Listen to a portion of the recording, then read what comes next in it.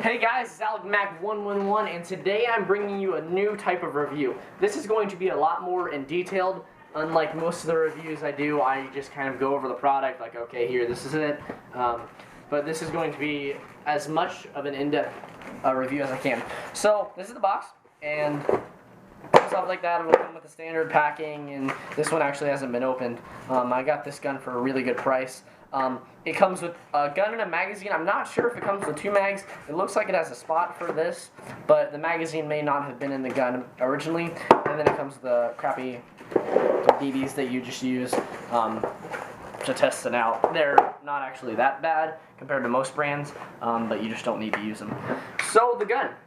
My first impressions of the gun when I first held it, I was like, wow, this is definitely an interesting gun. When I saw it, I was like, that looks really cool. But it's different. As you can see, it is not like your normal airsoft gun. It's not a normal style pistol. It has the same basic functions of a pistol, the size and everything. But the front looks much different. The side looks much different. The grip is what may be the most different, as it is using a very long grip and a very thin grip. But that's because of the real steel. Firearm actually uses a P90 round. So P90 round is actually very long.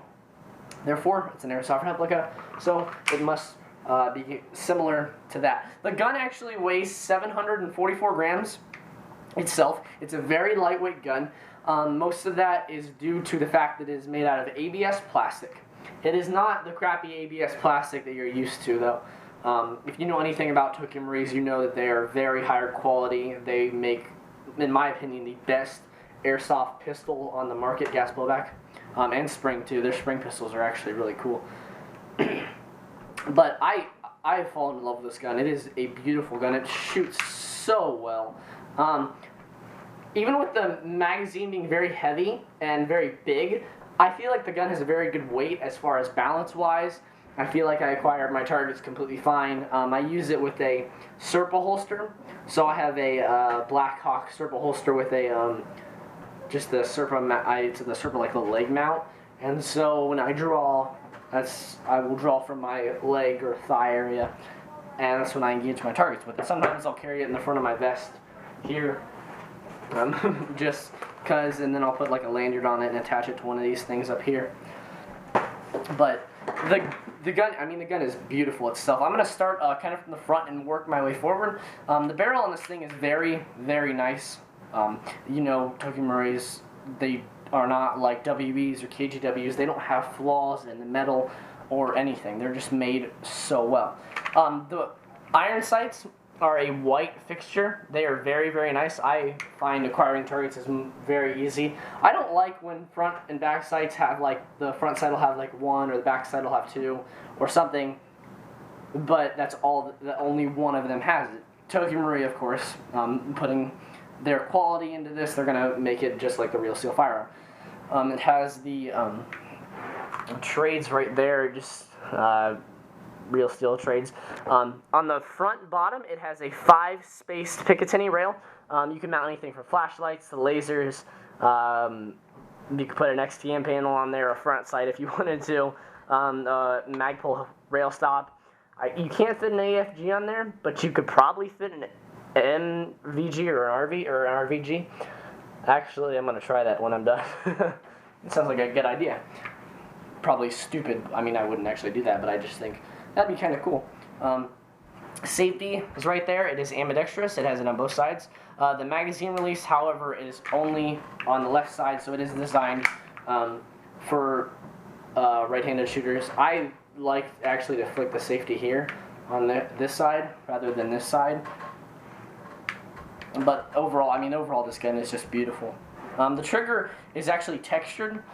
It's a very nice trigger pull. I like how it feels. It's, as you can see, I'm just putting a little bit of pressure on it, and it releases. I could kind of compare it to my, actually the closest thing I can compare it to is my Zero trigger on my Tokyo Marui VSR, actually, as far as the featherweight trigger pull. It's not nearly as light as that is. With those, you just tap and they shoot. But it's very, very nice pull, very easy. You can shoot this gun on semi-automatic very, very, very quickly. That's one thing I really, really did like about it. with the wide mags, you are able to hold 26 rounds in the front.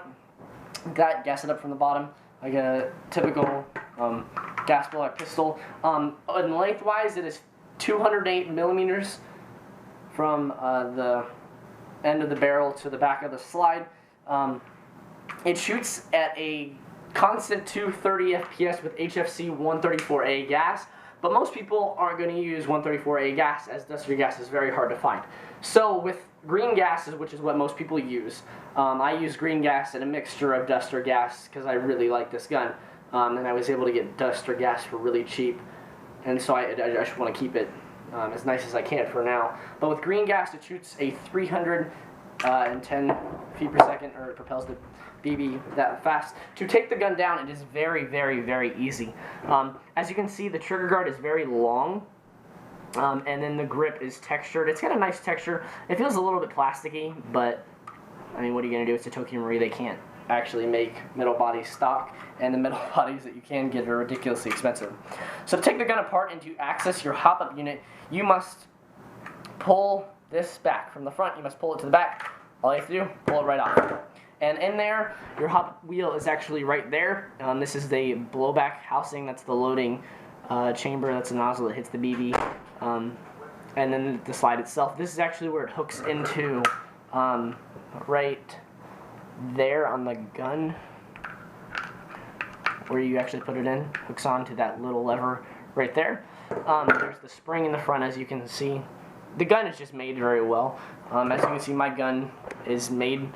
Does not have that much wear. Pull the trigger. That's where the back of the hammer is. You must pull the hammer back in order to put the slide back on. I did find that out. I was like, why isn't it going on? And that's because the hammer had not been pulled back. So the slide locks right like that. Put a mag in. Whoops. There we go. Actually, I forgot to push that in all the way. You have to make sure this is all the way in the front. I love this gun. Honestly, it's my favorite gas bullet pistol that I've owned so far.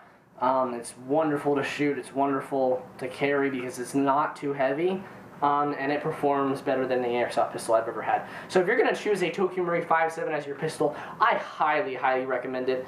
Thanks, guys, for watching this video. Hopefully, if you gave me any pointers of what you would do, or if I did talked a little too quickly or whatever, go ahead and comment in the section below. I'm just curious as to how I'm doing because I want to bring you guys high quality reviews. I have a Contour Roam 2 now, so I'm putting out high quality videos as far as HD goes, and I have the means to have I have a ton of awesome guns. So making reviews for that to help you guys out and just to kind of show you, is this a good gun that I should get? Is this not a good gun? If you do want to see reviews of certain guns, maybe that you know I've had or maybe that I could get, just comment in the section below, and I will, if I have them or have friends that have them, I would be glad to get a review done of those guns. So thanks for watching, guys. This has been the review of the Tokyo Marui FN 5.7.